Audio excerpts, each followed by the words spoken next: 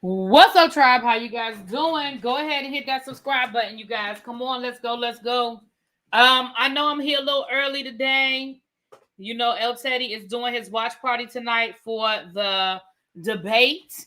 Okay, so I want to go ahead and get in here early so I could get some stuff done so I could be ready for the debate tonight, honey. But before we get into any of that, make sure you guys are getting your Black Girl vitamins. Get over there and get all of your essential vitamin needs. They have a little bit of everything. They have probiotics. They have sea moss. They have things for your skin, for your hair, for your nails. They have things for your energy. They have iron. They have a 1-a-day vitamin. They have things for if you're going through the change, you're about to go through the change. They have a little bit of this and a little bit of that. So make sure you guys get over there. And when you get there, make sure you are using my discount code ReallyBTV. Once again, I want to thank everybody that has already supported ReallyBTV. And I appreciate it. I do. All right, let's get ready to get into these things. Hey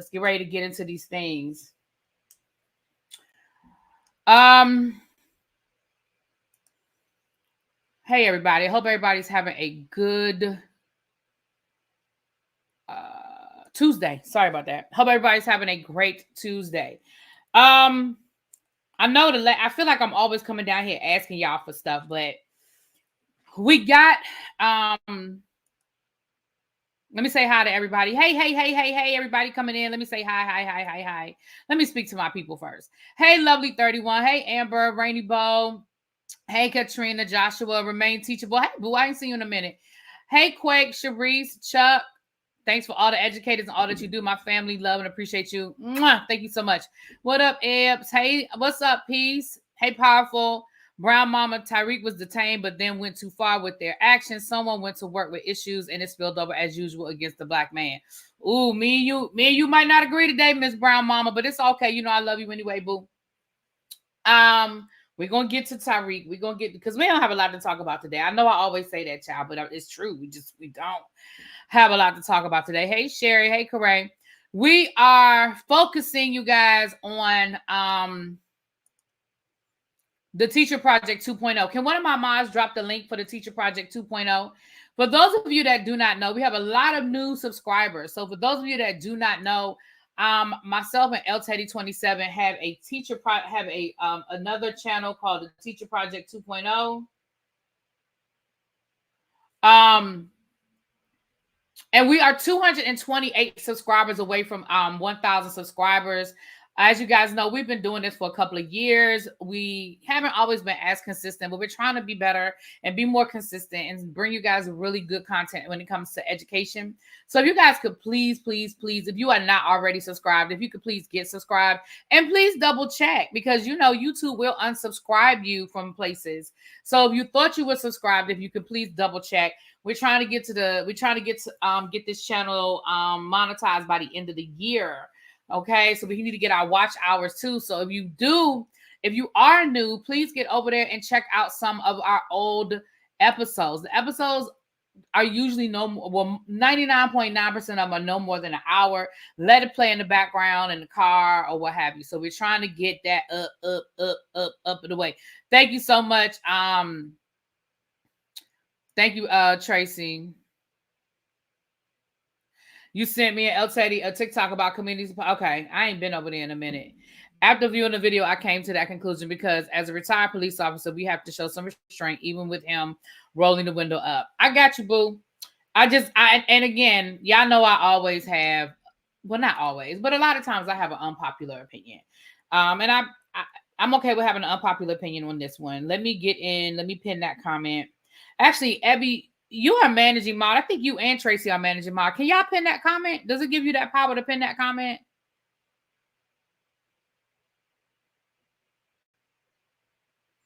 Let me know if you can pin it. If you could pin, or Tracy, both of y'all are managing mods. Let me know if y'all can pin. I think that's one of the things that you guys can do as manager mods is pin a comment. So let me know if you can't. I'll go ahead and do it. But if you could go ahead and pin the Teacher Project 2.0 link for me, please. Okay. Let's get into the things. Like I said, we don't really have a lot to talk about today. I appreciate another opinion because I can miss some things as well. Yeah, and me too, Brown Mama, especially your experience of being a retired police officer. So We're going to get to that in a minute because, again, we don't have a lot to cover today. I think I only have Rich, Homie Quan, Diddy, and Tyreek, and Whitehead, and Larry Reid. I think that's all we have today. You just subscribed. Thank you, Brian. Thank you, S. Brian. I appreciate it. Anybody that subscribes over there, I appreciate you guys. Thank you so much, so much, so much. So, let's start with this Larry Reid Whitehead situation. For those of you that are new here, you know, we were following the Lamar Whitehead case for a year and a half. I think it was about a year and a half. And he is in jail now. He is in federal prison for the next 9 years of his life, give or take, you know, a few months for good behavior or whatever. But while he was out, one of the things that Whitehead liked to do was file these lawsuits against people. Anytime somebody says something that he did not like, he wanted to file a defamation lawsuit against them. Now, don't get me wrong. There were some people. It won't let you pin the comment. Wow. Okay. Because you are.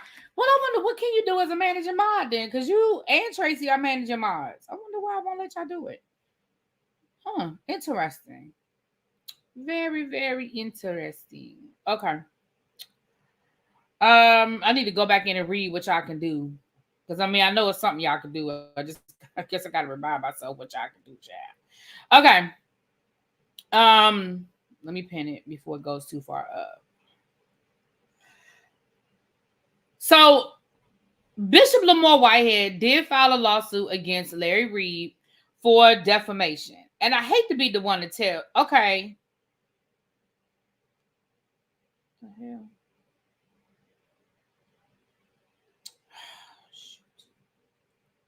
Sorry. I hate to be the one to tell you that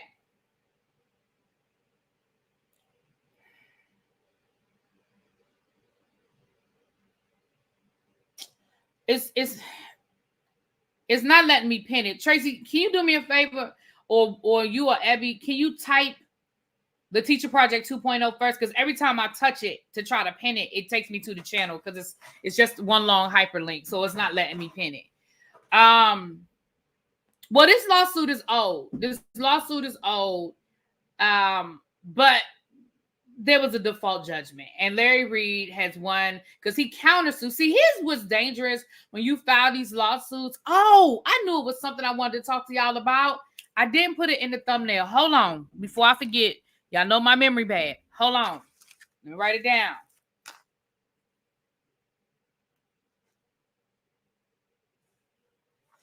Hold on, because y'all know I'm gonna forget. There you go. Thank you, Tracy. Yeah, because every time I hit it, it's just one long hyperlink. Okay. Thank you, Tracy. So, there it is. Please subscribe. Okay. It's pinned. Thank you. So,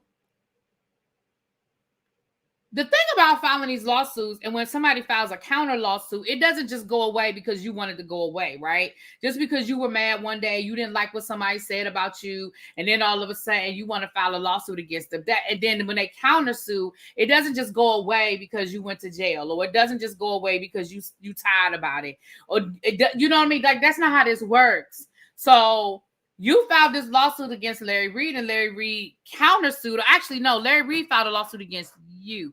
Either way, y'all sued each other, child. I really think they sued each other. But one thing that Whitehead said about Larry Reid, Whitehead called Larry Reid a pedo. And he repeatedly called that man a pedo. And he kept saying, it's not what I think, it's what I know. Like, people kept trying to tell him, you might not want to say that, bruh. You might want to say allegedly. You might want to say, I think. And he kept saying, no, I know he is, because I talked to his victims, and I know, and I know, and I know. Here's the thing about what you know or what you think you know.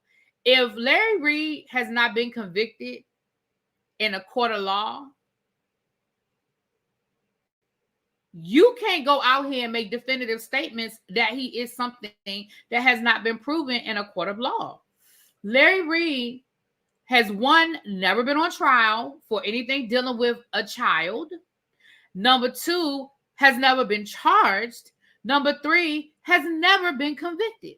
So you don't get to come down here and call him something that a court of law has not said he is. So Larry Reid won his default judgment against Whitehead. Now, I'm going to be honest with y'all. At this point, Larry's so far down on the totem pole, he ain't going to never see no money. But it is sometimes things are about principle. Now, I understand that lawyers ain't cheap and principles ain't principles.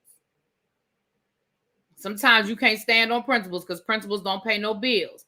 But Larry did, because now Larry ain't chased everybody that says something about him, but some things are more egregious than others. You know what I'm saying? Some things are more egregious than others. And him coming down here and just definitively using that word over and over and over again, on top of calling him the F word and other things that he said about him that just weren't very nice.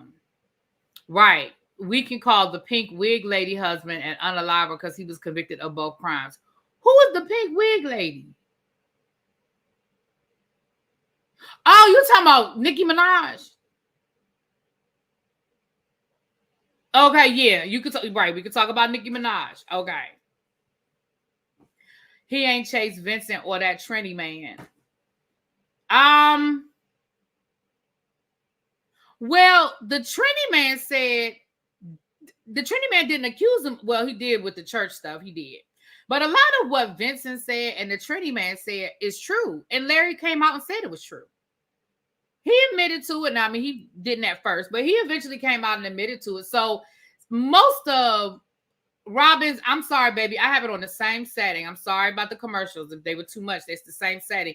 I think sometimes YouTube just pick and choose because I've been watching a lot of commercials lately, and sometimes some channels of, it's just they pick and choose. But it's the same setting that I always have it on. So I'm sorry, babe. But yeah, so the reality of the situation is, what's up, Danny Boo? With Vincent and with the guy, I mean, a lot of that was true. And now the money stuff, of course, Larry didn't say nothing about it. Woohoo, Abby, woohoo. Girl, and look, and if I could, I would have already, right? If I could, I would have already. But baby, okay. We have 136 in chat, but 67 likes. Yeah, can we get to 100 likes? Appreciate y'all. Thank you so much. Hey, Yana Boo. So yeah, so that's what's going on with that. So Larry Reid won his default judgment against Whitehead. And there you go. Rich Homie Quan. So allegedly, hold on, y'all. I'm sorry. I was so unprepared today. They're going to talk about me in the comments. You don't get to talk about me, Cajun. You don't get to talk about me, Cajun. They're going to talk about me bad enough. You don't get to join in.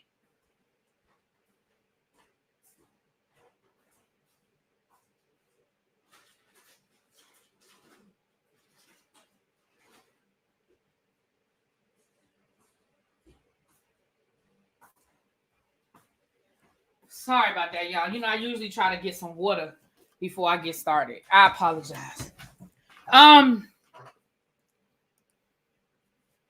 So first of all, when Rich Homie Quan passed away,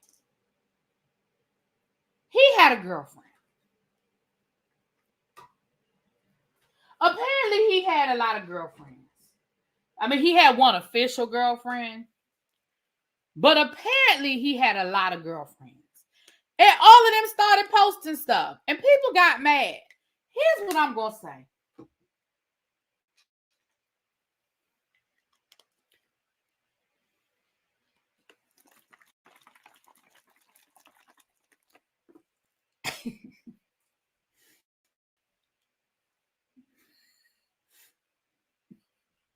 This not going to be nice, what I'm about to say. Y'all not going to like what I'm about to say. Come here. Because everybody ain't going to like what I'm just going to say. Everybody ain't going to like it. You side hoes need to know y'all place. You knew you was a side hoe. He had a whole girlfriend that he claimed publicly. You knew your position when he was alive. Play your position now that he's not. You don't get to come down to the social media and post all these intimate videos and talk about how much he loved you and how much you gonna miss your boo and how y'all had a special place and did. No, you didn't. You better play your position. See, that's what's wrong with y'all new hoes. Play your position.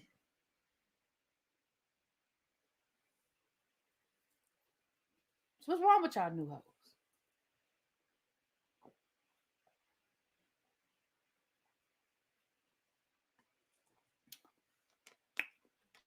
Now, I knew everybody wasn't going to like that. Abby don't like it. I know. That's my boo. I know she don't like it, but that's okay. But everybody ain't going to like it. But play your position. You was the side hoe. You don't get to sit on the front pew with the family. You don't get to come to the private repast down to grandma's house. Okay? You just don't get them privileges. That's not the position you played when he was alive. Sorry, not sorry. Now, the flip side of me, though, does agree with Abby a little bit. Okay, the flip side of me is like, hell, he was community peen, be community peen. Okay, the flip side of me feel that way. The flip side of me feel that way. But anyway, moving on. You said that he should have played his position. They knew he was recording. That's true too. Valid. I don't think he cared. I'm gonna be honest with you. I don't think he cared. And if I'm really being honest, I don't think the girlfriend cared. Listen. I keep telling y'all new hoes are something different. I don't think the girlfriend cared either.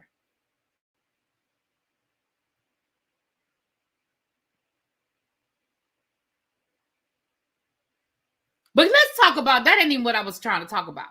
What I wanted to talk about is being reported that Rich Homie Quan's brother came to his house, found him passed out on the floor with food in his mouth. The brother got him off the floor, put him on the couch, which is where the girlfriend found him unresponsive later on that day. Abby better say it again for the people in the back. They all crying and ain't none of them in the will. Child, even if he had a will, you right though. Because if he wasn't married to none of them, it's gonna go to his mama.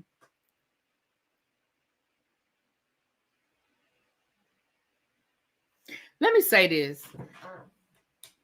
What that tells me is a couple of things. First of all, what it tells me is they done found you in that position before.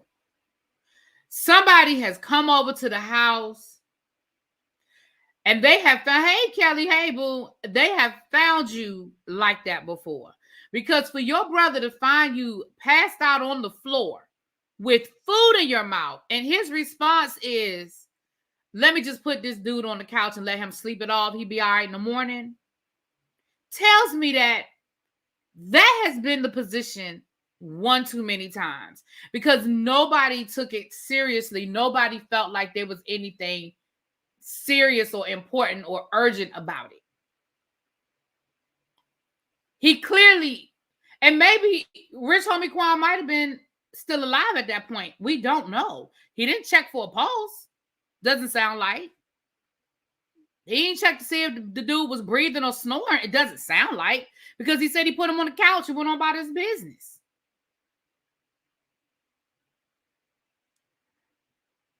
Right. And I'm sure that's what the girlfriend thought. But again, what that tells me is that this is common.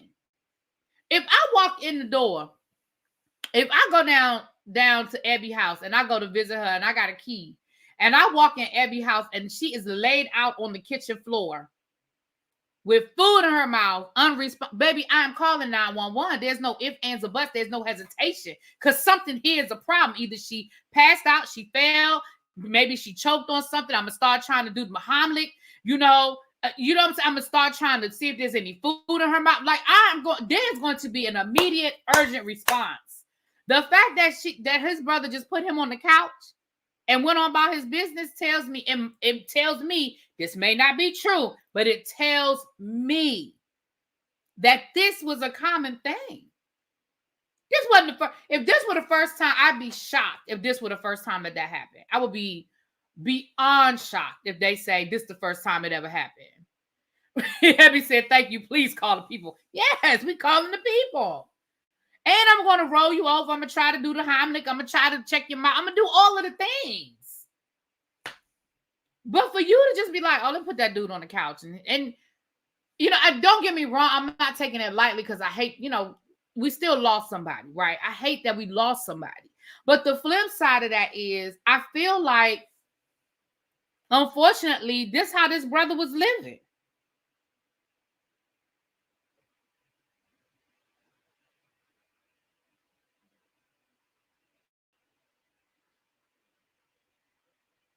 Wait a minute, what? Oh, I'm sorry. Hold on.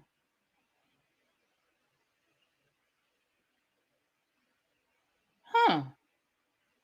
That's interesting, Abby. I'm gonna have to look that up again. Sorry, y'all. So we're still sending prayers to the family.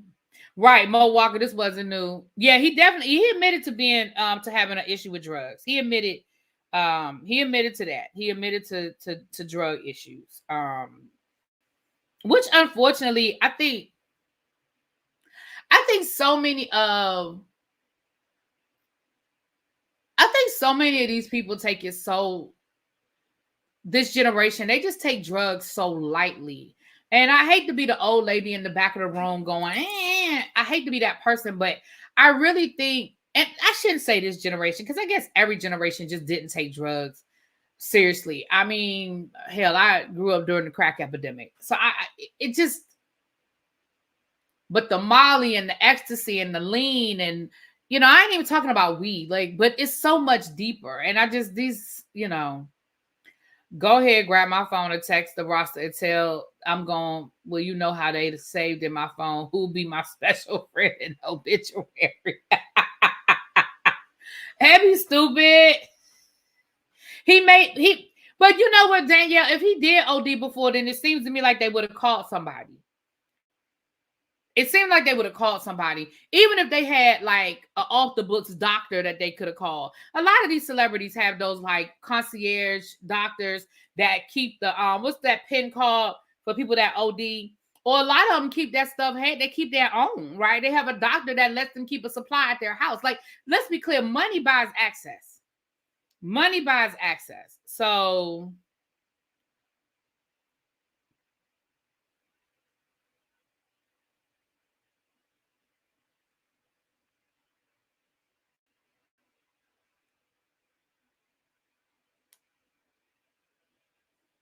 Narcan, that's it. Thank you. Narcan. So yeah.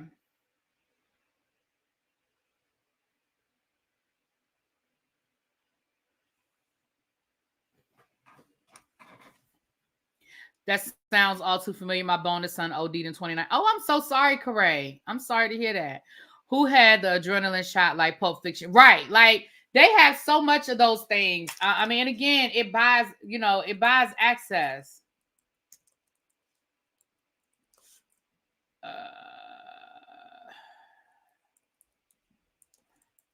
Now, this is the story that I meant to bring y'all the other day, but I think I got caught up in some of the other stuff.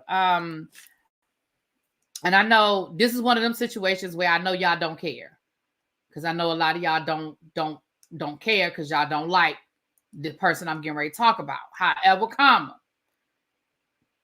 I'm gonna talk about it. Okay.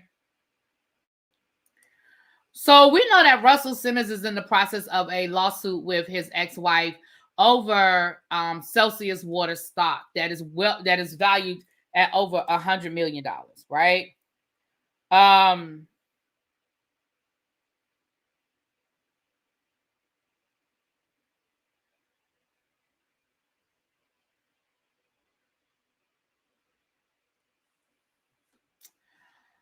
Again, I know y'all don't care nothing about Russell. I get it. But it looks like there is some movement in that lawsuit, which I told y'all the lawsuit was not over. A lot of people, and again, a lot of, you know, we know that people use clickbait, you know, people use it. So they made it seem like that Russell Simmons had lost his lawsuit to Kimora Lee Simmons. he did not lose his lawsuit to Kimora Lee Simmons. What he lost was he lost one part of the lawsuit, and he had to pay her legal fees because, as we know, what's it called? When you sue somebody for defamation and what's it called? Oh shoot, anti-slap, because of the anti-slap laws. Yes, it's the Celsius, it's the energy drinks. Yes, it's those energy drinks. Yes.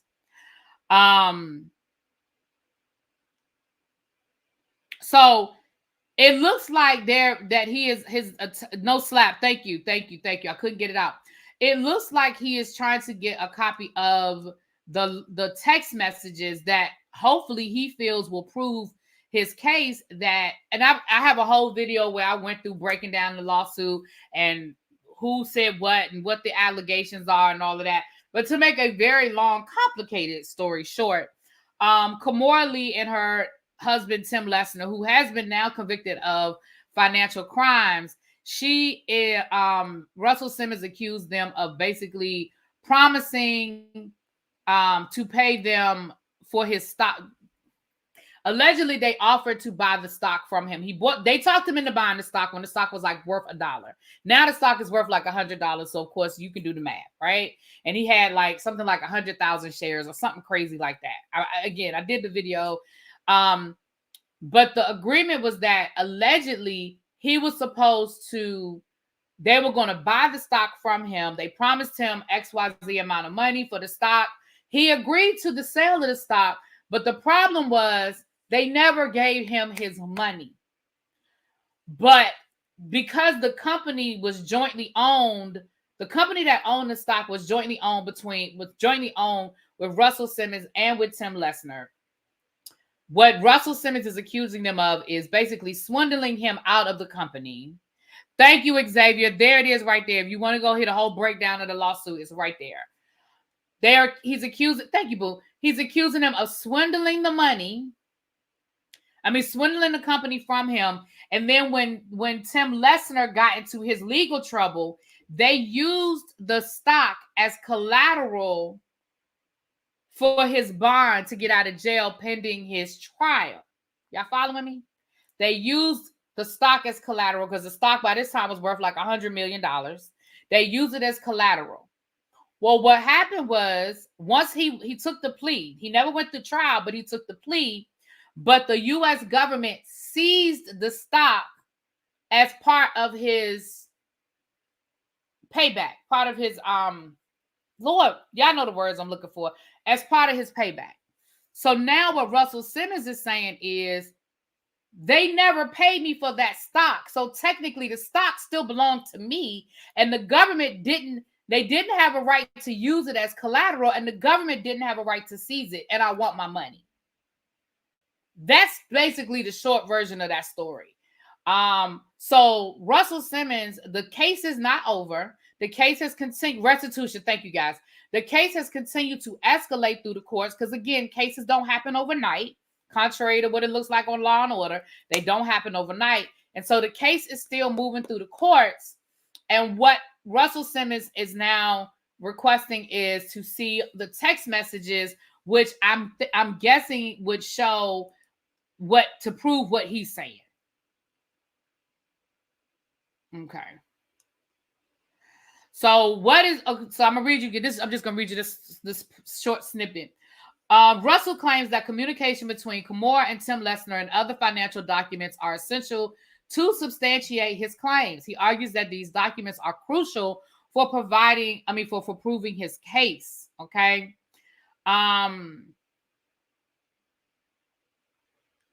And again, I'm sure y'all don't care about Russell Simmons getting his money. But again, we're just going to do the update on the lawsuit. Now, y'all can look at it from this point of view. If Russell Simmons is successful in getting his money, then he can pay his alleged victims what he owed them if they ever get a judgment against him. Y'all can look at it like that. Y'all can look at it. So is the Russell's case with the government or Kimora? His case is with Kimora because he's saying that she should have never used those. Now, I don't think he has a separate lawsuit against the United States government, but it is a part of his lawsuit that the government never had a right to seize those. I think there is paperwork with the government. If I remember correctly, Mo, I think there is paperwork. Why is my internet acting funky? Hold on, y'all. Maybe I need to go out and come back in because the internet is acting real funky. Hold on. Give me a second. What's going on with this thing? Give me a second.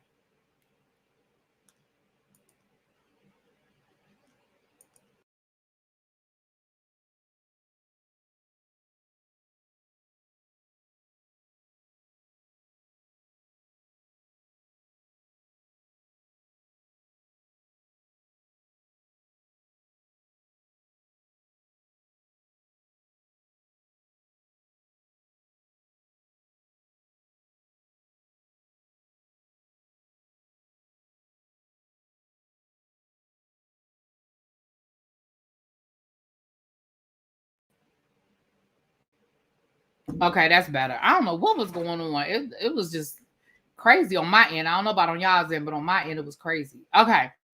So that's the, if y'all want to go back to the whole video, there's the link for the video right there. Thank you, Xavier. We breaks it. We went through the actual lawsuit. And I honestly, Mo Walker, that was about a year ago. So I don't remember, but I do know that the government is mentioned.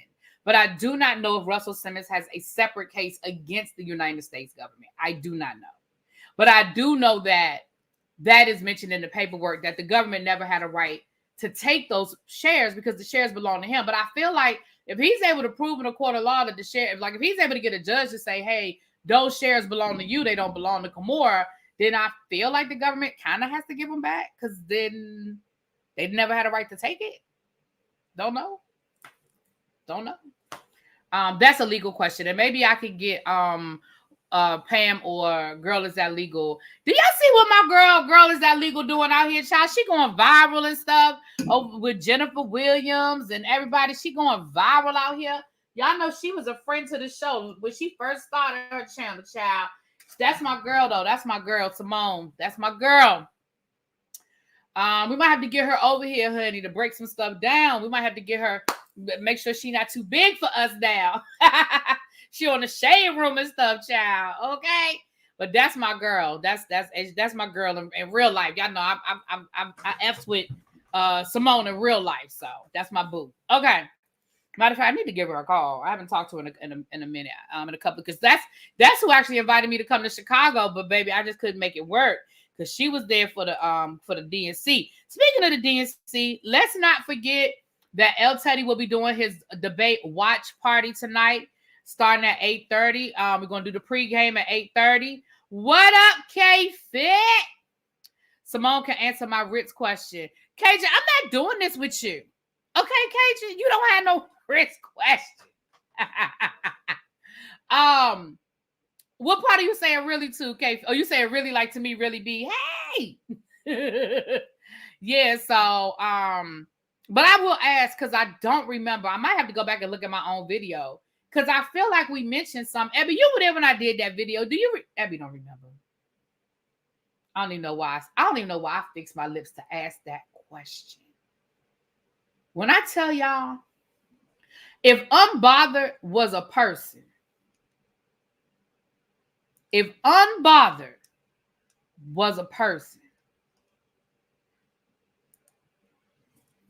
her right there. If Unbothered was a person, it is her right there. So I don't even know why I just asked that question. I don't even know why I was about to fix my lips to ask that question. Okay? Janae, then you better be lucky I know you and I love you, girl. Because if you had been somebody else that I didn't know drop it down like that, I'd be like, what?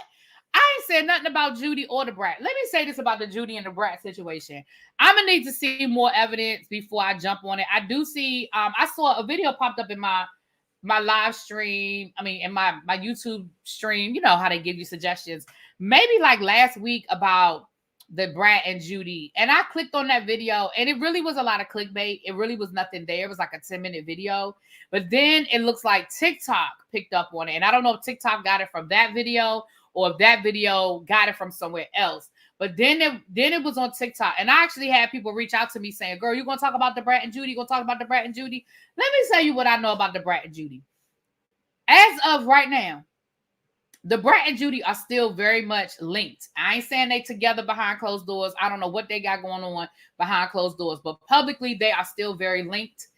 All of their social media is still very linked. Judy even trolled everybody on, I think it was Monday. I think she even trolled everybody saying, we're going to talk about it. We're going to talk about it. We're going live at 2:00 to talk about it. And when she went live, child, she was talking about a kaleidoscope. We're going to address the rumors, I think she said. And when she went live, child, she was talking about a sale down to the kaleidoscope product. So they're playing with it. That doesn't mean that there isn't anything going on behind closed doors. I don't know. But if you go to all of their social media, it ain't nothing. And it's still aligned. They're still very much linked on social media. They're still making public appearances together. They were just at a Pride event in Atlanta Pride 2 weeks ago, very much together. I don't think there is anything going on, and I feel like if there is anything going on, we will be the last ones to know. But that's how I feel about it. That's my opinion. But if I hear anything, I'll bring it to you. I do not review basketball wise, so I don't know nothing going on with basketball wise. Sorry, I do not. Brad says every day that they're still together with no issues. Yeah, I don't think they're having any issues. And again, if they are, we will be the last to know. They are one of those couples that, as much as they live their life on social media, they don't live their life on social media, if that makes any sense. That's how I feel about it. That's my opinion. Yeah, I don't think they're going anywhere. And at this point, I just don't think so. But again, you never know. I mean, we see couples break up all the time, but I just think I don't think it'll play out publicly. I think if something were to happen, they would just split up and that would be the end of it. We know that the Brat doesn't do social media. The only reason why she does as much as she does do is because of Judy. But Judy, I don't think that's something she will put out. I don't think she would let that play out on social media. That's my opinion. In other divorce news, couple divorce news, Leandra and the other one, what was it? The two down to the tiki-taki, they are officially divorced. A year later, Leandra and ReShanda, it's Ray and Leandra and ReShanda, they are officially divorced. Remember, we talked about that last year when the whole thing came out, and I was heartbroken because I used to love them on TikTok. I thought they were so cute, but again, you never know what's going on behind closed doors. You never know what's going on behind closed doors. And child, so the divorce is final. It sounds like Leandra was trying to get money from ReShanda, and at first I was like, girl, why are you trying to get money from her? But then I understood why she was trying to get money from her. She was trying to get money off of the social media stuff, because she basically was like, listen, I'm a lot of her content. She's been making money off of me. I deserve part of that. That's what the argument was. But it sounds like they were able to just have a settlement, because it looks like they kept postponed, like stretching out the date, because they were supposed to be, first they were supposed to be divorced last November, but that's when Ray found out that Leandra wanted some money. So then they had a date in February, and then that got postponed, and it kept just getting kicked. So finally it is resolved. So they are officially divorced moving forward. Leandra looks really good. Y'all know she had the lap band surgery, and like right before the divorce, she hadn't had it not long, and she looks really, really, really good. She was actually one of the content creators that was invited to the DNC. You know, the DNC invited a lot of the Black content creators, or people of color, I should say, content creators. Keenan Allen was there. Preston Mitchum from Martha's Vineyard was invited. Yeah, I don't know what's going on with my internet. Is it me? Do y'all see it on y'all side, or is it just on my side that it looks like it keeps, I don't know what's going on. I have a full signal. I don't know what's going on. Is it just my side, or do y'all see it too?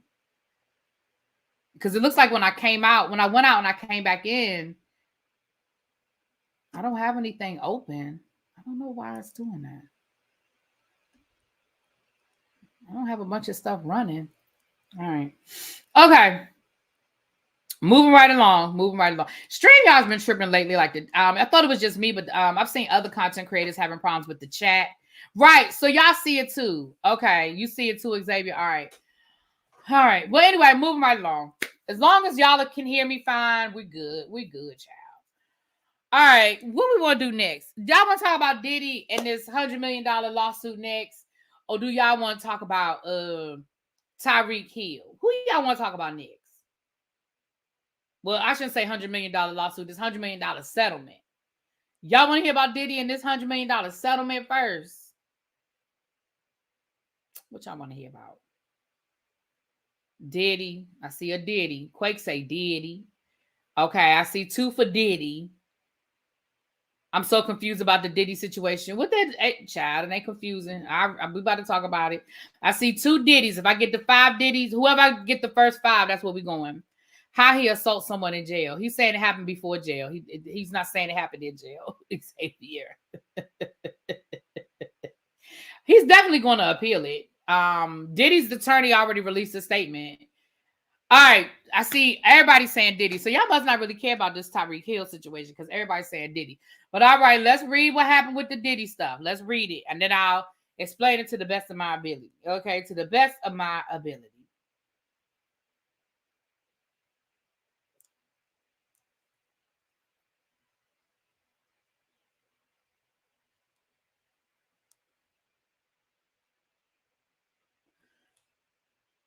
Diddy, because I don't know who Tyreek is. So this is what happened down to the Diddy house. Because, child, you know.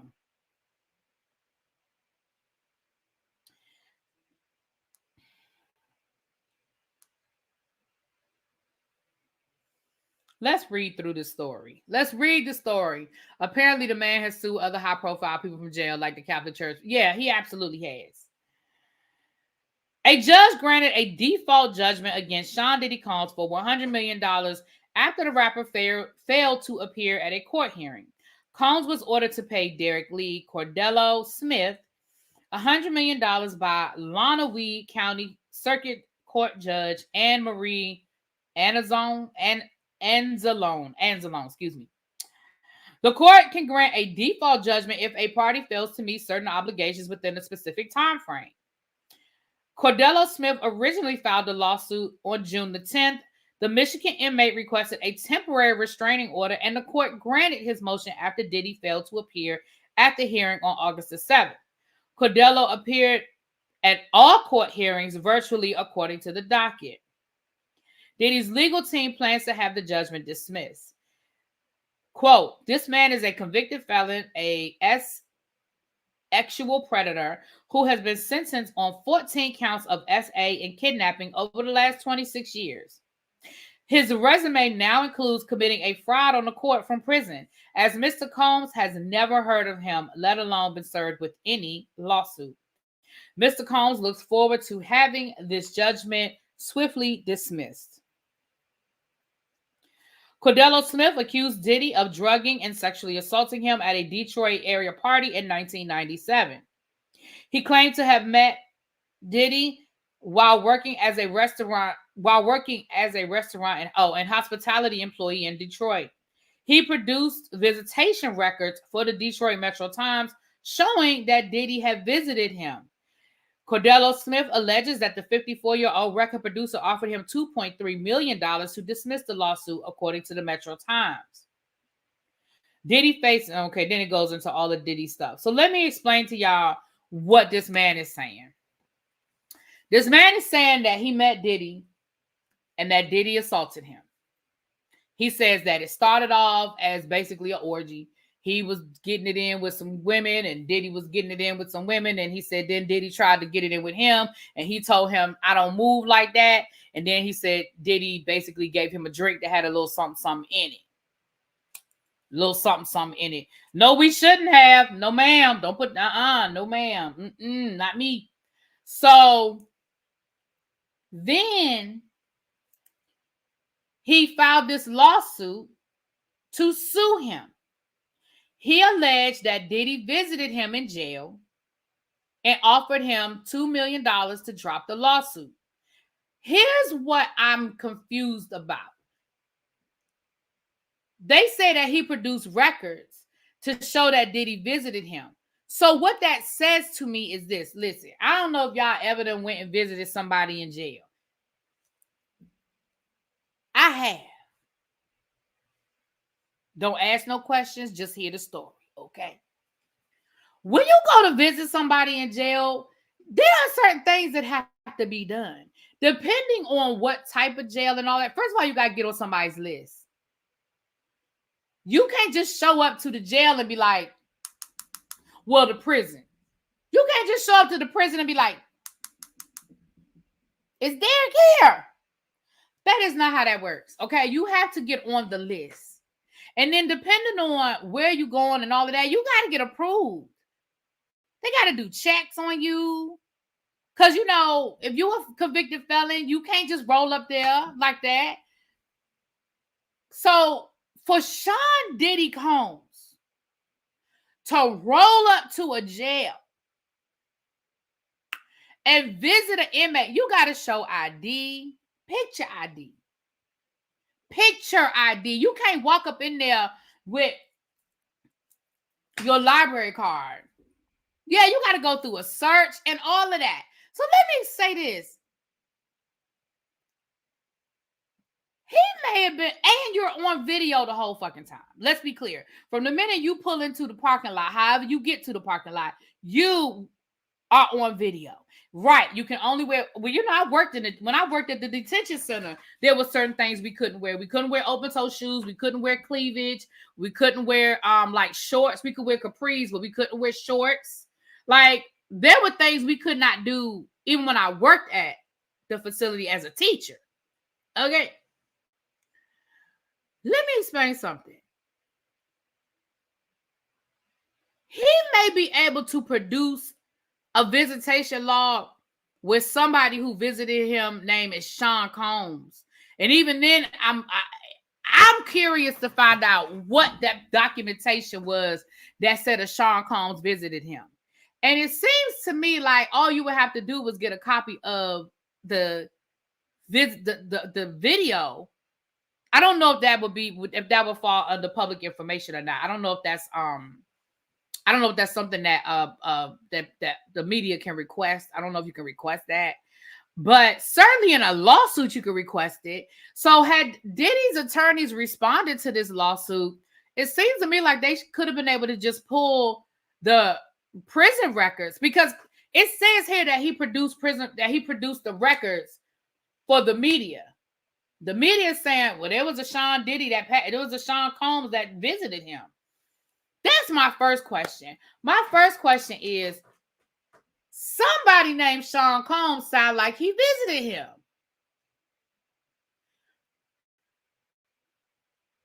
I don't think it was Diddy.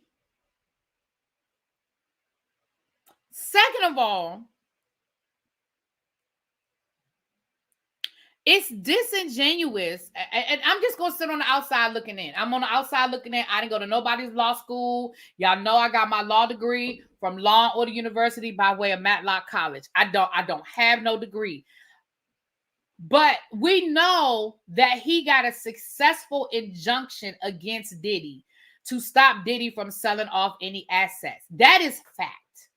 That's in the article that I just read you, and that is fact. He was able to file an injunction to stop Diddy from being able to sell off his assets pending the result of this case. So for Diddy's attorneys to say we never heard of him, I feel like that's a little disingenuous. Because how did you not hear about him suing you, but you got a whole injunction against you to stop you from selling assets? I mean, somebody knew.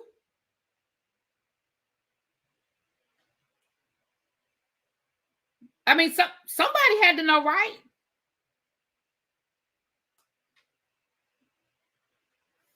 Tracy said, don't judge me, but when I went to visit, the people that checked my ID was not the same people that decided. But that's true. But what I'm saying is you had to show ID, and it had to be picture ID. So that's what I'm saying. Somebody named Sean Combs may very well have walked up in that prison. You know what I'm saying?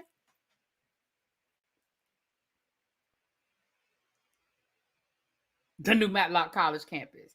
So I feel like to say, oh, Diddy's never heard of this dude, I don't know if that's true.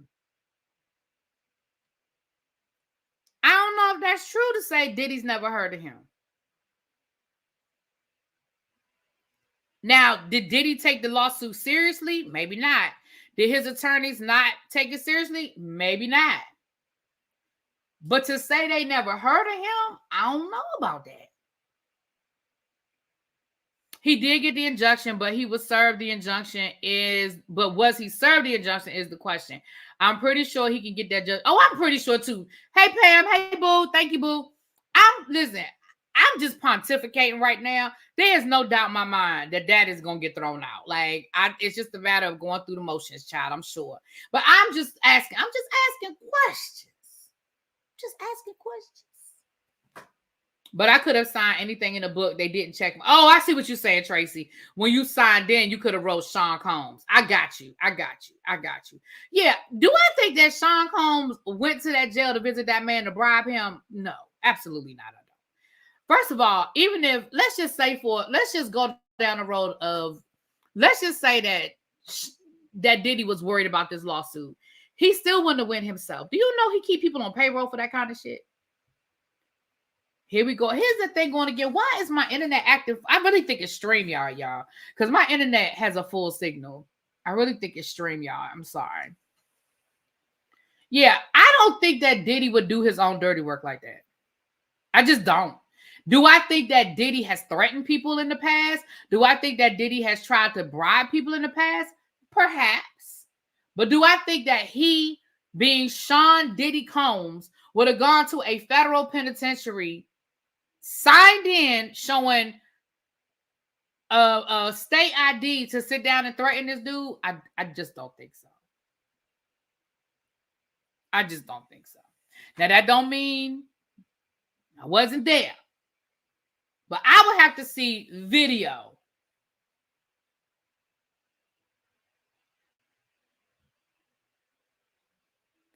I would have to see video of Diddy walking through that door. That I would have to see the video. That's what I would have to see. Now, that's just me. That is just me. I would need to see the video. Hey, let's get the video right here. Let's get the video going.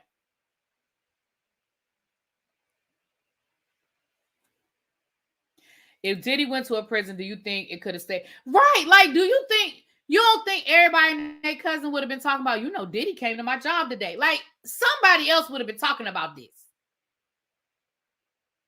I remember when I worked at the juvenile detention center, one of the kids that came through was like a local rapper. He was a kid, he was a high schooler, but he had like a little name. He was building up a little name down in Baltimore. And he got, arrested for, I want to say attempted, trying to unalive somebody. Do y'all know we knew before that boy got there, he was coming and all of his business before he even got there. And he ain't even, like, I don't even remember his name. But he was a local rapper in Baltimore. Everybody was like, oh my gosh, he coming. He gonna be here. He coming. I didn't even know who this little dude was. I didn't care. I wasn't impressed.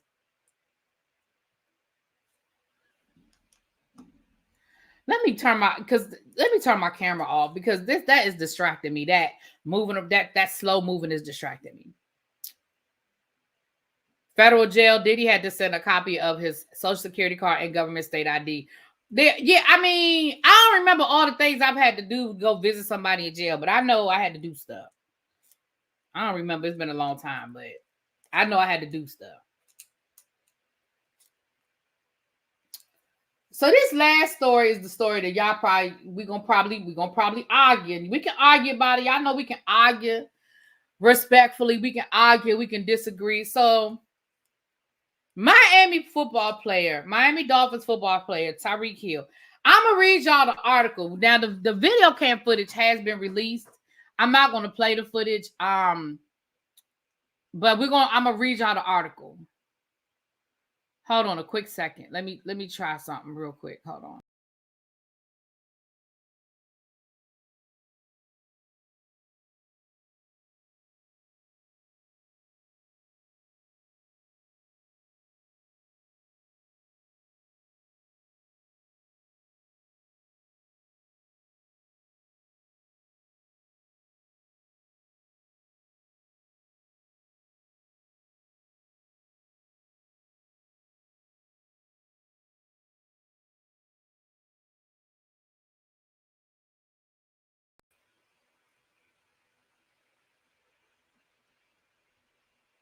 All right, that's a little bit better. Let's see if it hold out to the end, child, till I'm done.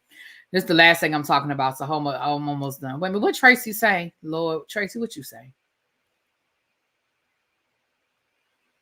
I only visit a Pennsylvania federal and Ohio federal. I have never been to a Michigan jail. Lord, Tracy.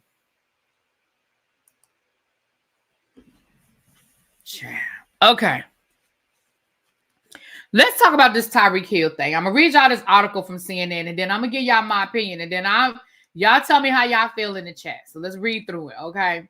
The article is called "What We Know About the Police Detention of Miami Dolphins star Tyreek Hill." Because what I was looking for is to find out why the police pulled him over to begin with, right? That is what I was looking for. They say he was driving recklessly and he was doing 60 miles an hour, but it didn't tell me what the zone was in this article. If y'all know, tell me in the chat, please. But I wanted to know why he was pulled over to begin with, because I feel like we got to kind of start there. All right. But let me just read y'all what I have. On Monday night, police released, nearly 2 hours of body camera footage showing the interaction with Hill and other Dolphins players at the scene. A police union criticized Hill as uncooperative. Attorneys for one officer who was placed on administrative duties amid the review called the decision premature and called for the officer's immediate reinstatement. In turn, the Dolphins organization released a statement criticizing the officer's conduct, and Hill's agent called on the officers to be fired. Hill told CNN he remained confused by the encounter. "I'm still kind of shell-shocked from it," he said. "I'm embarrassed." Here's what we know about Hill's detention before the game on Sunday and its aftermath, okay? The Miami-Dade Police Department released body-worn camera footage from the incident while standing. Okay, forget all that. The footage shows a police officer approaching Hill's car, knocking on the window after he signaled for Hill to pull over. Hill rolls down the window when the officer knocks and replies, "Hey, don't knock on my window like that." The officer asks Hill why he doesn't have his seatbelt on. Hill doesn't answer and repeatedly says, "Don't knock on my window like that." The officer asks why Hill had his window up and says he had to knock to let Hill know he was there. "Give me the ticket, bro, so I can go. I'm going to be late. Do what you got to do," Hill said before rolling up the window. The officer tells him to keep his window down and knocks again, but Hill doesn't appear to respond. The officer knocks again and tells Hill to keep his window down. Hill rolls down his window slightly and responds, "Don't tell me what to do." The officer threatens to make Hill get out of the car if he doesn't keep the window down, and then immediately after orders him out. Another officer opens Hill's car door and starts to pull him out the car, saying, "Get out," while Hill responds, "I'm getting out." Hill is heard saying, I'm getting out," and the same officer says, "Too late." 2 officers were seen pushing Hill to the ground while another officer stands over. Hill is heard saying, "I'm getting arrested," multiple times, and the one officer physically restrains him and says, "When we tell you to do something, you do it. You understand? Do you understand? Now what you want, but what we tell you, you're a little fucking confused." Oh, not what you want, but what we tell you, you're a little fucking confused. Now, Hill was on the phone with his agent because he wasn't just saying, "I'm getting arrested." He was saying, "Dan, I'm getting arrested." Drew, I'm getting arrested. Drew is his attorney. Drew, mega agent to the sports figures, Rosenthal. That is who his agent is, and that's who he was on the phone with. Okay. So then it says, "All right, bro, take me to jail, bro. Do what you got to do," he said. And the officers respond, "We will." The time from when the officer first knocks on Hill's window to when he is fully handcuffed on the ground is about a minute and a half. The officers then move Hill to his feet and have him sit on the sidewalk. As an officer slowly leads him to sit on the ground, Hill says, "Hold on, bro. I just had surgery on my knee." As he is speaking to another officer, comes behind him, puts an arm around his chest. He begins to pull Hill toward the ground, and Hill repeats, "I just had surgery on my knee." The restraining officer says, "Really? What a coincidence. Did you have surgery on your ears when we told you to put the window down?" "Bro, chill," Hill says. Hill is ultimately cited for careless driving and a seatbelt violation, according to the citations released by the police. The citations note Hill's vehicle had a visual estimation of 60 miles per hour. Visual estimation means that they ain't clock it. That means that they were looking and said, oh, he looked like he was driving about 60 miles an hour. That's what it sounded like to me. But that's just my opinion. When Hill spoke with CNN, he said, I was following rules. I wasn't moving fast because, I got injuries. I got things I go through. I play a physical sport. I've been doing this for a moment now, man. So I'm dealing with some stuff. So I guess the officers felt like I wasn't doing it on their time. I was doing it, but I'm still kind of shell-shocked. I'm embarrassed. Hill further reflected on the moment that things escalated, saying it started when officers asked him to roll his window down. When the officer came up and knocked on my window, I let my window down and I cooperated. I gave them my ID. Then I immediately let the window up. And then after that, I let it back down. I let back down my window when he came back and was like, let your window down, let your window down. And I let it down. I'm not trying to cause a scene because if I let my window down, people walking by and driving by, they're going to notice it's me and they're going to start taking pictures. I didn't want to create a scene at all. I just really wanted to get the ticket and go about my Sunday. The 30-year-old was asked about an earlier quote if he could have done anything differently. The reality of the truth is, if I wasn't Tyreek Hill, worst case scenario, we would have had a different article. Tyreek Hill got shot in front of the Hard Rock Stadium. That's worst case scenario, Hill said. It's crazy to me that my family had to go through this.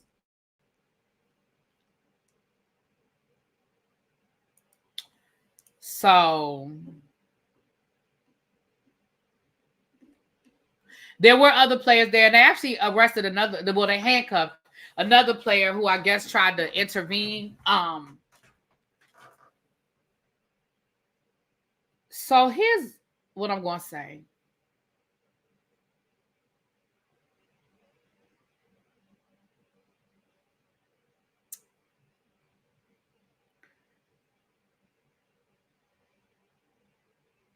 And y'all ain't gonna like what I'm getting ready to say, and it's okay. I love y'all anyway, and I hope y'all still love me too.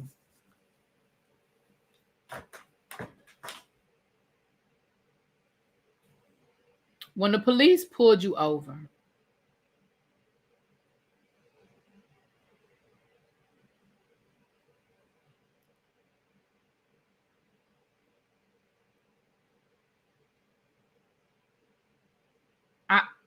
I don't understand the attitude. Maybe it's me, y'all. Maybe it's me. Maybe I'm a punk bitch. I don't know. But I don't understand the attitude when the police pull you over, especially if you were fucking speeding. If you were speeding and the police pull you over, just fucking give them your license and your registration and let them write their fucking ticket so you can go to hell home.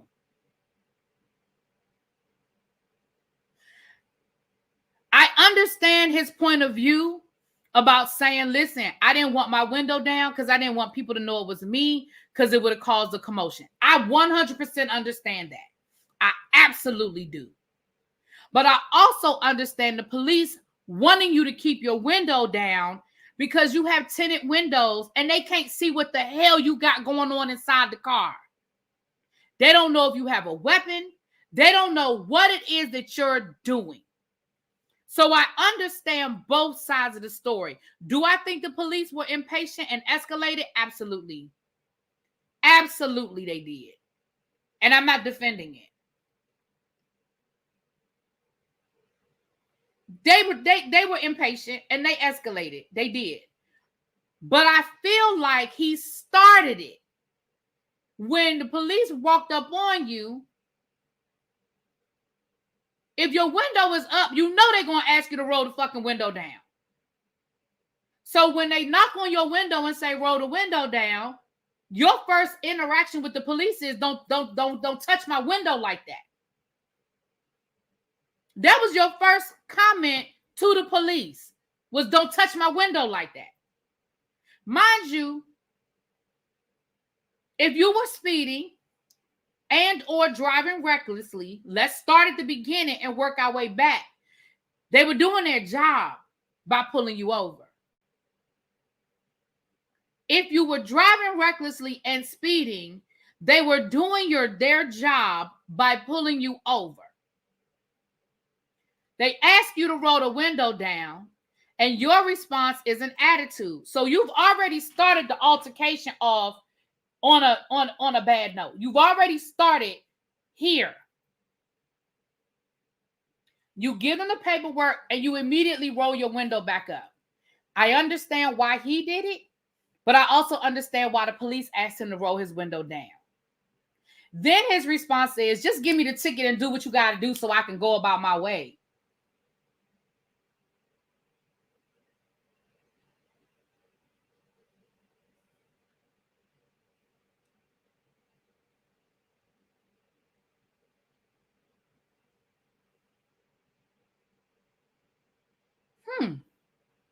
Now, I know y'all ain't going to agree with me, and that's okay. Y'all don't have to agree with me.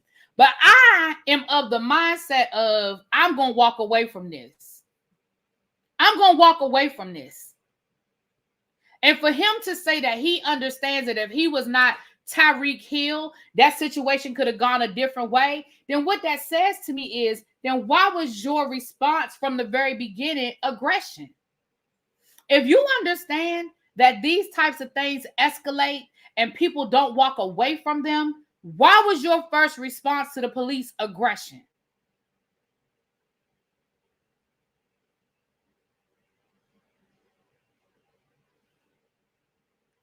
That I just don't understand that.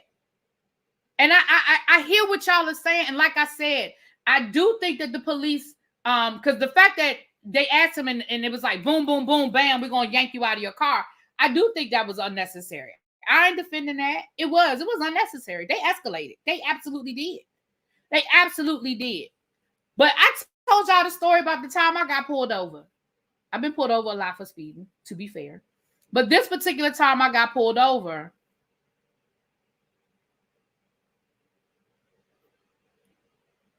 my response to the police officer is what got me out of the ticket. And I was speeding. And I don't think that being polite to somebody is kissing ass.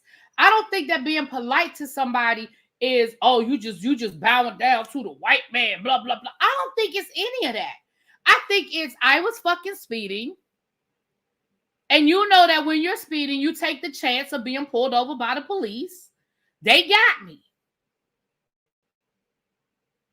Now, the object of the game now is, fuck it, let me see if I can get out this damn ticket.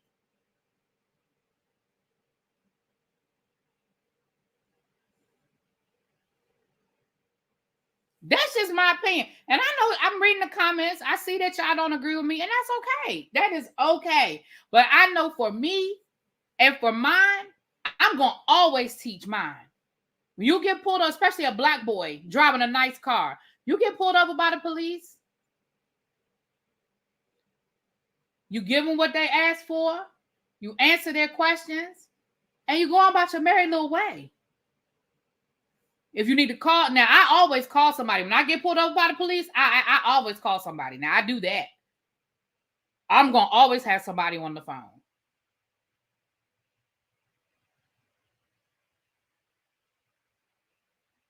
But I don't understand. I didn't understand the aggression from the beginning. That's just how I feel about it. Now, again, I get what I'm reading the comments and I understand what some of y'all are saying, but, and people are like, they knew who he was. They knew who he was. Maybe they did. Why does that change anything? If they knew who he was, how does that change anything about them pulling him over?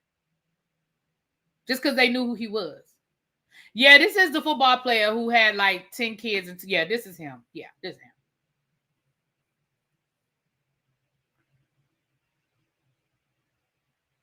You know, at the end of the day, y'all, I understand that we have a culture where we don't like the police. I get that. I understand that. We have a culture where we don't, and when I say we, I'm not talking about every single person, but we have created a culture here where we don't trust the police. Maybe that's a better word. We don't trust the police. But I also feel like we can't assume that every police interaction that the police were wrong. I just feel like we can't always walk into it like the police were wrong. I'm sorry. I cannot walk down that road with y'all. There is a player interest. Brown Mama, there's a player interest at every stadium.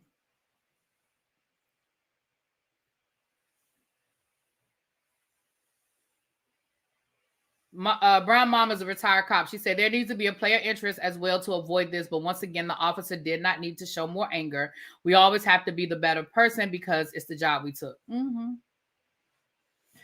Tyreek is very well known in Miami. They knew. I don't care if they knew or not. I don't care. Okay, Savannah said they were 1,000% wrong. Okay. Everybody has a right to how they feel. No problem. I just don't think it matters why. I don't think it matters why. Who cares if they knew who he was? Because again, so what are y'all saying, that because he was an NFL player, they should have treated him differently? Because let's be clear, if that's me that gets pulled over by the police, and my first response is, don't hit my window like that. And then my second response is, just go on and give me the ticket and do what you got to do. I'm late. And whenever they ask me a question, I don't respond. They're asking me questions and I'm ignoring them. I need y'all to understand that regular old citizen Really B, I'm probably going to end up on the concrete too with handcuffs. How about that?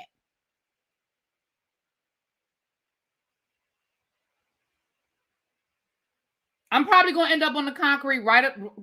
Absolutely.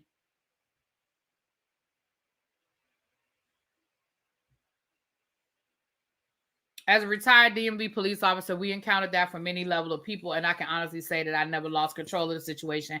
I still remain professional and let them know. Yeah, and right here in the DMV, you never know who you pulling over, child. You could be pulling over somebody that work at the White House. You could be pulling over a Redskin player, a Bullets, the Wizards, all of that.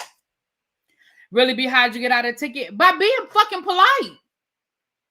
By being fucking polite. When the officer pulled me over, I rolled my window down. He said, do you know why I pulled you over? I said, no, officer. I knew why he pulled me over. I said, no, sir. He said, well, you were speeding a little bit. He said, why were you going so fast? I said, you know what? I don't even think I said, I'm being honest, officer. I wasn't even paying attention. I was just going with the flow of traffic. I didn't realize I was going that fast. He took my license and registration. He made sure I ain't had no felonies. He said, you were real polite. I really appreciate that. He said, you need to slow down, though. He gave me my shit back and I pulled off.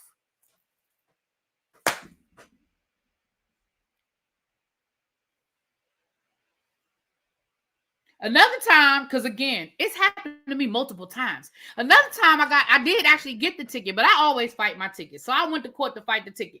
I was in West Bumblefuck, Virginia. Okay. I was on my way back from North Carolina. If anybody that's driven from the DC area to down 85 to 95 to 85, there's a stretch of land after you pass Petersburg, but before you get to like Durham, Henderson area, there's a little stretch of land and it really ain't nothing there. I got a ticket somewhere in the middle in there. So I fought the ticket. I went down to court and it was a little old white lady. I'm thinking to myself, when she pulled me over, you should be retired.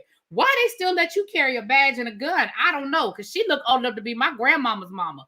But okay, she was still out there pulling people over and she pulled me over. And again, I was very polite that she gave me the damn ticket.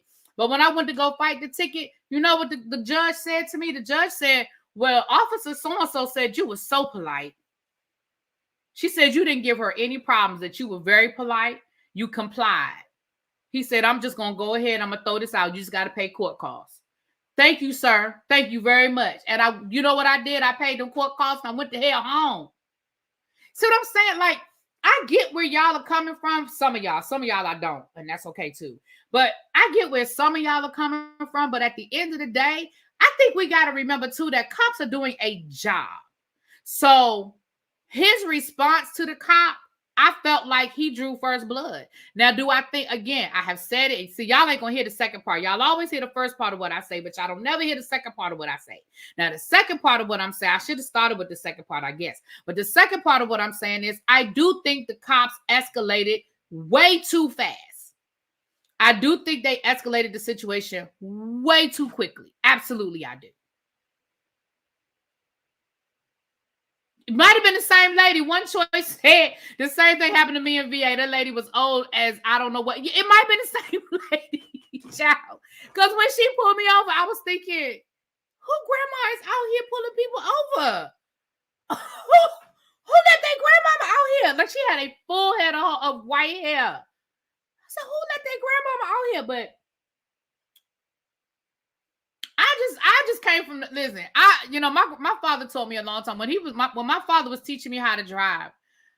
I remember we got to a stop sign where I had the right of way, but there was another car coming. And I remember my father telling me to stop because the car was going too fast. My father didn't think that car was going to stop. And I said, Daddy, I got the right of way. He said, you could be dead wrong. He said, you having the right of way ain't changing the safety of this situation. You can be right all day long. Yep, you got the right of way, but you'll be dead wrong because if he hit that side of you going at the speed that he was going, you gonna be dead. Sometimes you can be right, but you're gonna be dead right. And in that situation, God forbid that had been on late night with no witnesses, no good lighting, and somebody's body cam accidentally got unplugged, it could have went a different way. And I'm not justifying the police officer for going there. What I'm saying is we got to be smarter because we already know what it is. That's what I'm saying. That's my opinion.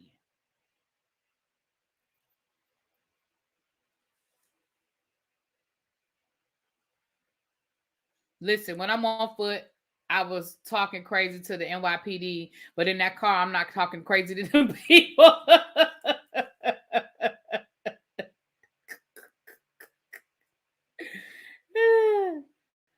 Brown Mama said, I'm curious as to what happened after the handcuffs were placed on him for them to take them off. They were a little too rough once he was on the ground, so no arrest. And why is that? I want to know. I don't know. Absolutely, the cops escalated instead of de-escalated. Mr. Cuban got mad. Tyreek was talking to him like that. Two egos. I agree. I think there were two egos going on. I agree. I think both of them. And y'all are right. He may very well have known who Tyreek was. I don't know. I won't dare. I mean, he knew who Tyreek was before it was over with, but he may very well have known who Tyreek was. I don't know. But I don't think that, for me, that doesn't change it. I don't think it should matter. I don't think it should matter. But that's my two. That's why I said I know it's probably an unpopular opinion. I get it. And I love y'all. And I hear what y'all are saying. You know? But I feel like we are so caught up in this culture of anti-police that we forget that they really are doing a job. They really truly, are doing a job. And they want to go home to their family as well. So them telling him to roll his window down, I think it was a safety issue because he had tinted windows. You couldn't see inside the car. They didn't know what he was doing inside that car.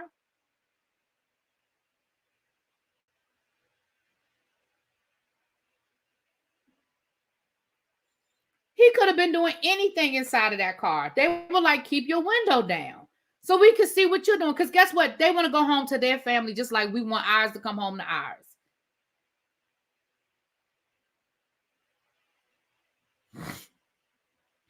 That's my opinion.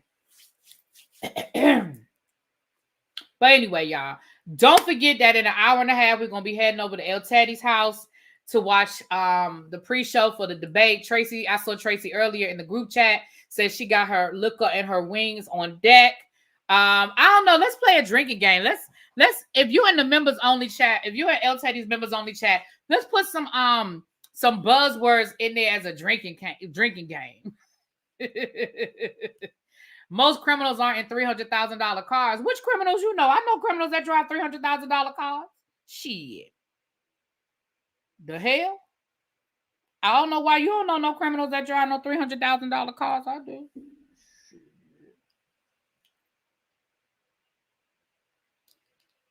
Especially in Miami. Child, you don't think it's Miami players and drug dealers and all of that drive $300,000? Shit. The hell? Miami?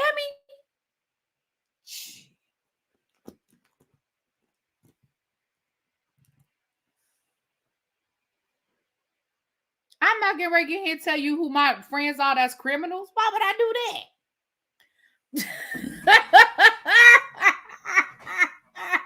Why would I do that? Right, Savannah say all the criminals in Miami drive flashy cars. Right, most criminals drive expensive cars. Hell, because they can't put the money in the bank. They got to do something with it. Tracy said one of them people she was visiting down to the prison had a Rolls Royce. Okay.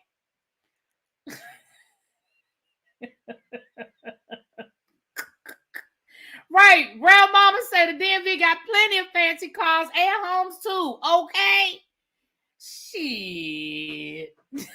I knew y'all was gonna say Kingpin Bay. Whatever. With that being said, let me get off of here so I can get myself together.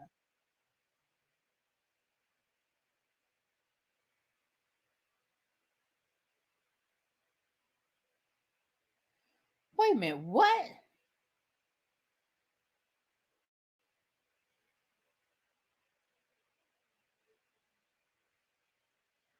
Oh my God. You know what? Ooh. Somebody just sent me a message, child. Let me tell y'all something. I ain't even going, you know what? All right, y'all, let me get off here before I say too much. Love y'all. Bye.